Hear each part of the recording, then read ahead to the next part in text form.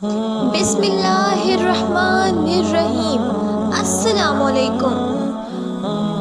شروع کرتی ہوں اللہ تعالیٰ کے پاک نام سے جو بڑا مہربان نہایت ہی رحم کرنے والا ہے۔ السلام علیکم۔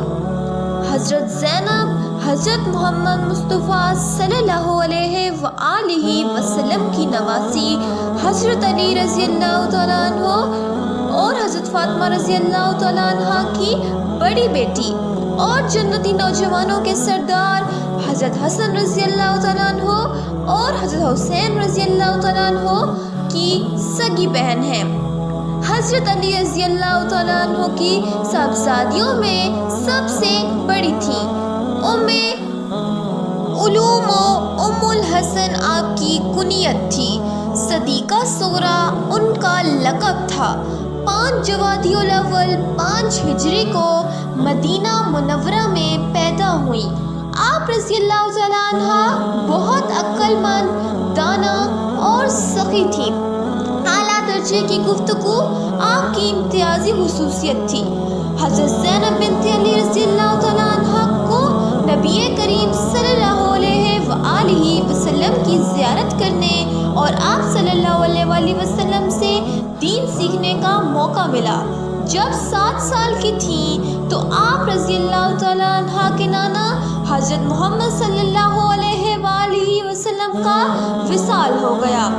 ولادت کے بعد آپ رضی اللہ تعالیٰ عنہ کا نام رسول اللہ صلی اللہ علیہ وآلہ وسلم نے زینب رکھا۔ 7ویں دن حضور اکرم صلی اللہ علیہ وآلہ وسلم نے عقیقہ فرمایا۔ 6-7 برس کی تھیں کہ حضرت فاطمہ رضی اللہ تعالیٰ عنہ کا انتقال ہوا۔ امام حسین رضی اللہ تعالیٰ عنہ حضرت زینب کی بڑی تعظیم فرماتے۔ جب وہ آتی تو کھڑے ہو جاتے اور اپنی جگہ پر بٹھاتے۔ بڑی صاحبزادی ہونے کی بنا پر گھر کے تمام معاملات کی ذمہ دار تھی۔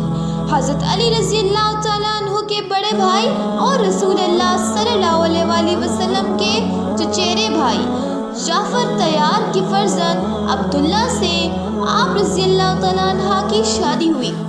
حضرت عبداللہ بن جعفر عرب کے مشہور نوجوان اور حضرت علی رضی اللہ تعالیٰ عنہ کے جان نثار تھے۔ حضرت عبداللہ بن جعفر سے جو اولاد ہوئی ان کے نام یہ ہیں: علی، جون، اکبر، عباس اور ام کلثوم۔ جعفر، اکبر، محمد اون، محمد۔ واقعہ کربلا کے بعد حضرت زینب دمشق میں اہل بیت کے ساتھ رہیں۔ استقامت، عبادت، ایثار، جہاد اور حمایت دین کا جو مظاہرہ آپ نے فرمایا اس کی مثال ملنا مشکل ہے۔ ان کا امام حسین رضی اللہ تعالیٰ عنہ کے ساتھ مکہ سے مدینہ اور وہاں سے کربلا تک کا سفر غیر معمولی کارنامہ ہے۔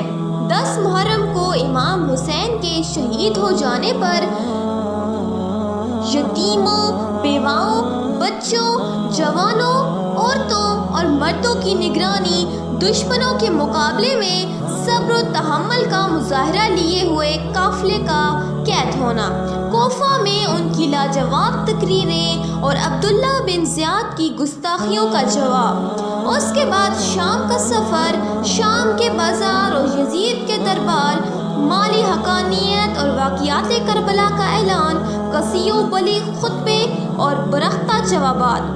ایسا معلوم ہوتا تھا کہ حضرت علی رضی اللہ تعالیٰ عنہ خطبہ دے رہے ہیں۔ امام زین العابدین کو زیاد کے بے رحم ہاتھوں سے زندہ بچا لانا بھی ان کی زندگی کا اہم کارنامہ ہے۔ دمشق سے رہا ہو کر مدینہ منورہ تشریف لائیں تو واقعات کربلا کو مؤثر انداز میں بیان فرمایا۔ حضرت زینب بنت علی رضی اللہ تعالیٰ عنہ کا انتقال 15 رجب 62 ہجری کو شام کے شہر دمشق میں ہوا اور وہیں آپ رضی اللہ تعالیٰ عنہ کو سپرد خاک کیا گیا۔ حضرت زینب بنت علی رضی اللہ تعالیٰ عنہ کی مبارک زندگی میں ہمارے لیے یہ درس ہے کہ ہم ہمیشہ حق کا ساتھ دیں۔